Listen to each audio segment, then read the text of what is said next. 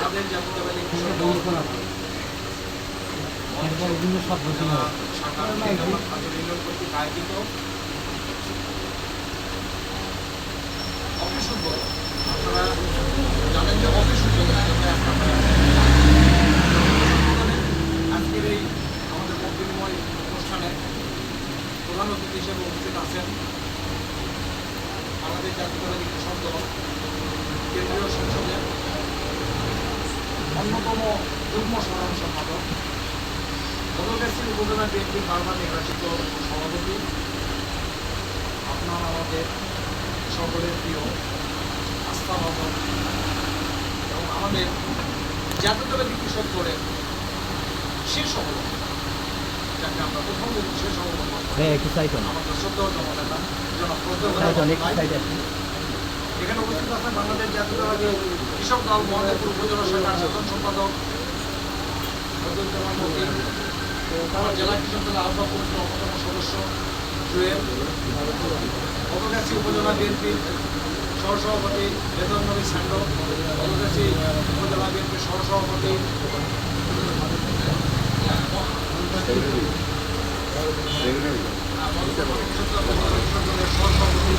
এখানে আমার জরুরি ভাই আছেন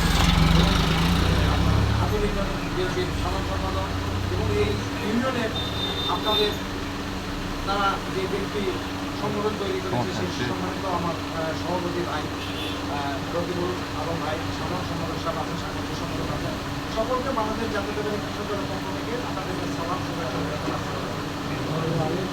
আপনাদের মাঝে আমি কেন আসছি, আপনারা ফজলুল্লাহ বাবুকে আপনারা সবসময় পান, আপনারা মন্ত্রীতে পান, আপনারা সাংগঠনিক সম্পাদক ইখার আছেন, সুমন আছে, অন্যান্য ব্যক্তিবৃন্দ আছে, তাদেরকে আপনারা পান। আজকে গত কয়েকদিন আগে ইউনিয়ন কৃষক দলের সভাপতি সাহেব যেটা মাসিক মিটিং আপনি উপস্থিত ছিলেন, আমরা জেলা কৃষক দল সেখানে আসছিলাম। এসে আমরা কিন্তু মহাদেবপুর উপজেলার 10টি ইউনিয়নে 9টি একটা ইউনিয়নে কয়টি ওয়ার্ড, 9টি ওয়ার্ড, 9টি ওয়ার্ডকে সমন্বিত করে আমরা একটা সাধারণ সভার আয়োজনের কথা বলে গেছি। তারই ধারাবাহিকতায় আজকে আপনাদের এখানে প্রোগ্রাম ছিল, বৈরী আবহাওয়ার কারণে হয়তোবা আপনাদের সকল ওয়ার্ডের পার্টিসিপেশন কাজটা হয় না। নেক্সটে আমরা আবারও করবো। একদিন এই রাজনীতি শেষ নয়, রাজনীতি শুরু যখন আমরা করেছি শেষ করে কোনটায় আছে এটা আমাদের জানা নেই। তো আজকে যে কয়েকটা ওয়ার্ডে আপনারা উপস্থিত আছেন, আপনারা তো কম বেশি সবাই এখানে কিছু না কিছু লেখাপড়া মানুষ আছেন, তাই কিনা ভাই?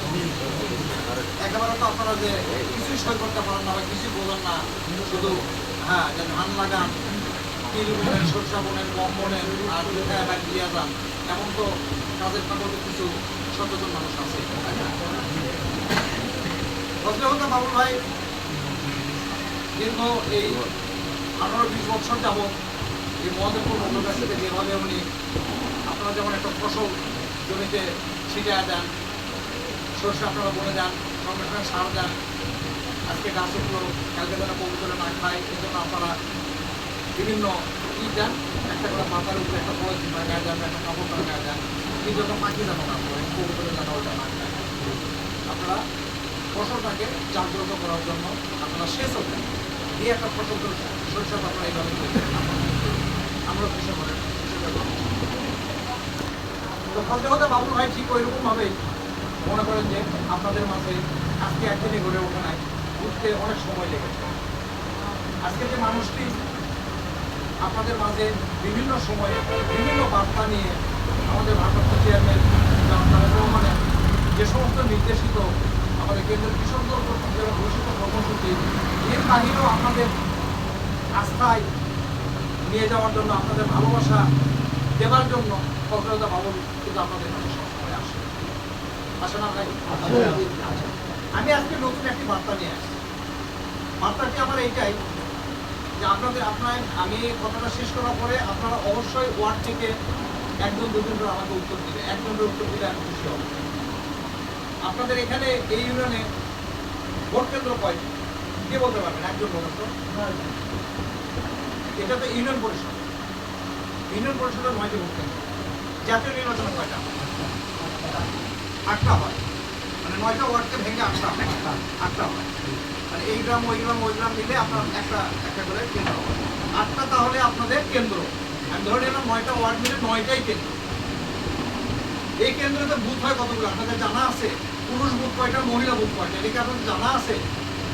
জানা নাই। জানা থাকলেও হয়তো এখন মেমোরিতে অনেকেরই জানা আছে। বর 4টা করে পুরুষ এবং 4টা মহিলা।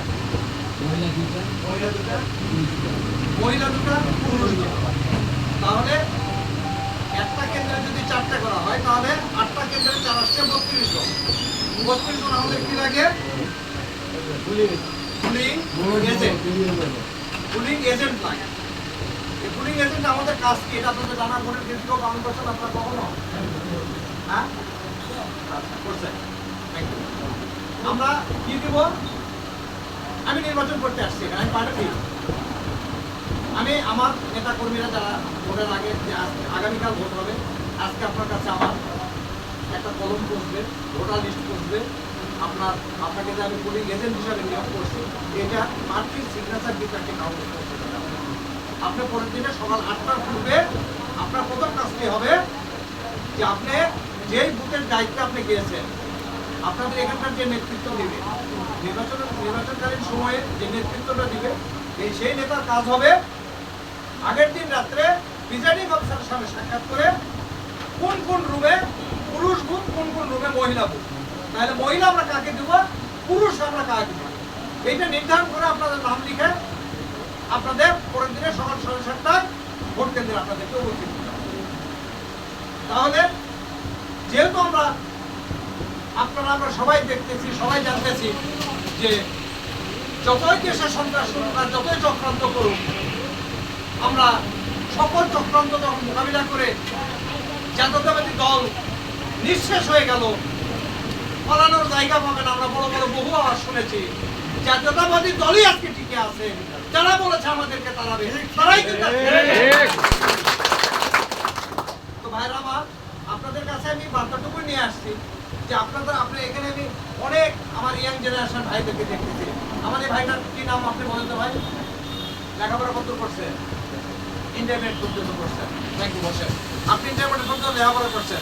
অবশ্যই আমার পকেটে কিন্তু আমার ভোটার আইডি কার্ডের ফটোকপি আছে, একটা ডুপ্লিকেট কপি। আমি তো ভোট কেন্দ্রে ঢোকার সময় অবশ্যই ভোটার আইডি কার্ড নিয়ে এলাম, বা ছবিযুক্ত ভোটার আইডি কার্ডও তালিকা থাকবে।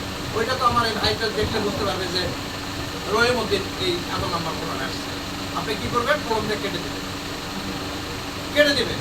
এবং ওই ভোটের যখন আপনি ডিউটিতে যাবেন তখন বাক্সটা আপনি দেখবেন স্বচ্ছ আছে কিনা, ওর মধ্যে ব্যালটটা আছে কিনা, এটা কিন্তু দেখার দায়িত্ব আপনার। এবং ওই ওটা কিন্তু একটা ছিলগালা দিয়ে কিন্তু আপনার প্রিজাইডিং অফিসার যখন বুথওয়ারি আপনার বাক্সটা দিয়ে দিবে, ওই বুথের যে দায়িত্বে থাকবে পুলিং অফিসার, উনি হলো আপনার একটা প্লাস্টিকের ইয়ে দিয়ে ছিলগালা করে দেবে। ওটার কিন্তু একটা নাম্বার আছে, এই নাম্বারটাও কিন্তু আপনাদেরকে সংরক্ষণ করতে হবে। কত নাম্বার দিয়ে আপনার এটা ইয়ে করা হবে, সিলগালা করা হবে। তাহলে আপনি সকালে ঢুকে আপনার কাজটি আপনি দেখলেন বাক্সটা পরিষ্কার আছে কিনা। বাক্সতে যখন সিলগালা করবো, এটাও আপনার নাম্বারটা টুকে রাখার দায়িত্ব। এবং রহিম ভাই ঠিক মতো ভোট দিয়ে গেলে এটাও আপনার কিন্তু কাটার দায়িত্ব। আপনি কাটার ফাঁকে যখন দেখবেন যে ভোটার একটু কম, তখন আপনি ওই ফাঁকে টান দেওয়াগুলো আপনি গুনে নেবেন। এই বুথে আমার ভোট কালেকশন হবে 332টা, আমি ভোটার পেয়েছি 100টা, তাহলে আমার আরো 232টা ভোটার বাকি আছে। এখন এই ফাঁকে করলাম, আমার পরবর্তীতে আবার যোগ করে দেবেন। সর্বশেষে কত ভোট কাস্ট হয়েছে ওই পুলিং অফিসারের কাছ থেকে আপনাকে এই হিসাবটা নিতে হবে। এবং আপনার হিসাবের সঙ্গে তার হিসাবটা মিল করে আপনি কয়টা থেকে ডিউটি করবেন? সকাল 8টা থেকে 4টা পর্যন্ত। তাহলে আমার সভাপতি সাহেবের দায়িত্ব হবে, আমার সাধারণ সম্পাদক সাহেবের দায়িত্ব হবে, আমার উপজেলা কৃষক দলের নেতৃত্বের দায়িত্ব হবে যে এই 4টা পর্যন্ত ভোট আপনি নিয়ে যখন আপনি প্রান্ত বের হয়ে আসবেন, আপনি বাহিরে আসে বলবেন যে আমার বুথে এত ভোট কালেকশন হয়েছে। আমরা 8টা বুথেরই আমরা ভোট কালেকশন করতে হলো, আমাদের 2200 ভোটারের মধ্যে 1836টা ভোট আসবে। এই হিসাবটা ভোট গণনার জন্য উনি নতুন লোক নিয়োগ করবেন ভোট গণনার সময়। হয়তো একজন করে প্রতিনিধি নেবে, হয়তো আপনার ওই 4টা কেন্দ্র মিলেই হয়তো এক জায়গাতে ঢেলে আমরা গণনা করতে পারবো, কিন্তু আলাদা আলাদা ভালো করে যখন যে প্রক্রিয়া আসবে তখন সেই প্রক্রিয়া আমরা অবলম্বন করবো। আপনাদের কাছে শুধু এইটুকুই আমি আহ্বান জানাবো, আপনারা আজকে থেকে মনে করেন আমাদের আরো কিছুদিন আগে থেকে আমরা জানতে পারছি ফেব্রুয়ারিতে নির্বাচন, যদি দেশ শান্তি শৃঙ্খলা সবকিছু বজায় থাকে, আমাদের বিরুদ্ধে অনেক ষড়যন্ত্র আছে, সকল ষড়যন্ত্র যদি আমরা মোকাবিলা করে বিগত দিনে যদি টিকে থাকতে পারি, আগামী দিনেও আমরা টিকে থাকতে পারি। কিন্তু আমরা ভোটের মাঠে নেমে গেছি, ভোটের মাঠে নেমে গেছি। আপনাদেরকে উপরে আল্লাহ, নিচে আমরা, নেতাকে সন্তুষ্ট করার জন্য নয়, আমরা যতটুকু মাঠে কাজ করছি কেন্দ্রীয় নেতাদের সঙ্গে যতগুলো আমরা যতক্ষণ কথাবার্তা বলছি, তাদের আচার আচরণে বাচন মূল্যে আমরা যেটুকু বুঝতে পেরেছি, উপরে আল্লাহ যদি সহায় হয়, সঠিক মায়ের গর্ভে থেকে যদি একটা সন্তান সঠিকভাবে আমরা ধারণ যদি করতে পারি, উচ্চশিক্ষিত করতে পারি, তাহলে সে অবশ্যই একজন সমাজের মানুষ হয়। সেই দৃষ্টিকোণ থেকে আমি মনে করি, আমরা জেলা কৃষক দল মনে করি যে আমাদের আপনাদের প্রিয় ভালোবাসা মানুষ যারা ফজলে হলে বাবু সাহেব আগামী দিনে নমিনেশন পাবে বলে আমি বিশ্বাস করি। আমরা যে ভোট প্রক্রিয়া আমরা চলে যাচ্ছি, হয়তো এখানে ফেসবুকে লাইভ হচ্ছে, আমার এখানে অনেক নেতা আছে, প্রার্থী আছে, আরো আছে, তারাও হয়তো দেখবেন যে দুলু এসে বলে গেল ফজলে হলে বাবু অনুষ্ঠান হলো। ফজলে হলে বাবু তো অনুষ্ঠান চায় নাই, ফজলে হলে বাবু কি করছে, দলকে সুসংগঠিত করার জন্য কাজ করতেছে। নমিনেশনের জন্য তো অনেকে ঘুরে বেড়াচ্ছে, পাগল হয়ে যাচ্ছে, মাঠে ঘাটে আপনার এই ঘরের মধ্যে ঢুকে মায়ের দোয়া দিত, মা আমি জানা নমিনেশন পাই, কেউ বলে যে আমার নমিনেশন রেডি সিগনেচার হয়ে আসছে, খালি কম্পিউটার ঘটনা হলে আমার কাগজ চলে আসবে, কাগজ চলে আসবে, হেলিকপ্টার আসবে, বিমানে আসবে, যেভাবে হোক আসবে, কাগজ কারো না কারো আসবে। কাগজ কোথায় আসবে? কাগজ আসবে নগর জেলা প্রশাসকের কার্যালয়। আর যে প্রার্থীকে দল নমিনেশন দিবে তার কাছে একটি লিখিত কাগজ তুলে দেওয়া, যে আপনি নিয়ে যান, আপনার মনোনয়নপত্রের সঙ্গে আপনি এটা জমা দিবেন। আমরা জমা 3 জনও দিতে পারি, 1 নম্বর 2 নম্বর 3 নম্বর পর্যন্ত সিরিয়াল থাকে। খোদা না করুক প্রথম যাকে দেওয়া হয়েছে তারটা বাতিল হয়ে যেতে পারে কোনো কারণে, তারপর আমার নেক্সট অর্গানাইজে প্রার্থী থাকতে হবে। কিন্তু ডিসি অফিসে যেদিন মনোনয়নপত্র লাস্ট জমা দেওয়ার শেষ দিন বা প্রত্যাহারের শেষ দিন, সেই দিনে কেন্দ্র থেকে একটি ফ্যাক্স চলে আসে যে নওগাঁ 6টি আসনে অমুককে ধানের শীষ প্রতীক বরাদ্দ দেওয়ার জন্য আমাদের মহাসচিব স্যার অথবা চেয়ারপারসনের দপ্তর থেকে চিঠিটা চলে আসে।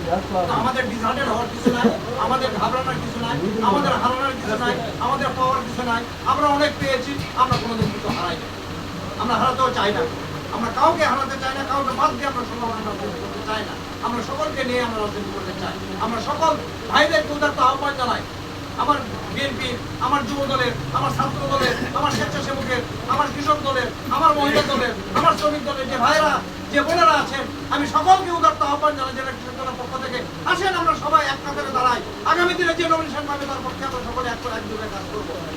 আমাদের কোনো ভেদাভেদ আমাদের ভারতের চেয়ারম্যান তারেক রহমান যার হাতে তুলে দিবে আমরা তার সঙ্গে কাজ করতে প্রস্তুত। আমরা চাচ্ছি ফজলে হুদা বাবুল হয়তো নমিনেশন পাবে, পাইলো না হুদা ভাই নমিনেশন পানি গিয়ে ভোটের মাঠে নামবে না, অবশ্যই নামবে। বিগত দিনে নামে নাই, নেমেছে, কারণ পক্ষে কি ধানের শীষের পক্ষে ভোট করে নাই, করেছে। উনি ধানের শীষের পক্ষের মানুষ, ধানের শীষের পক্ষে উনি আজীবন থাকবেন। উনি কোনো আজাদের লোক না, কোনো বিক্রি হওয়ার লোক না, কোনো কারো কাছে মাথা নত করার লোক না। একমাত্র মাথা নত করবে ধানের শীষের কাছে, ধানের শীষের কাছে উনি মাথা নত। অতএব আমি যে কথাটা বলে গেলাম আপনাদেরকে, আপনারা সূক্ষ্ম ভাষায় সূক্ষ্মভাবে একটু চিন্তা করে দেখবেন, আগামী দিনের নির্বাচনের দায়িত্ব কিন্তু আপনাদেরকে নিতে হবে, আপনাদেরকে নিতে হবে, নিতে হবে।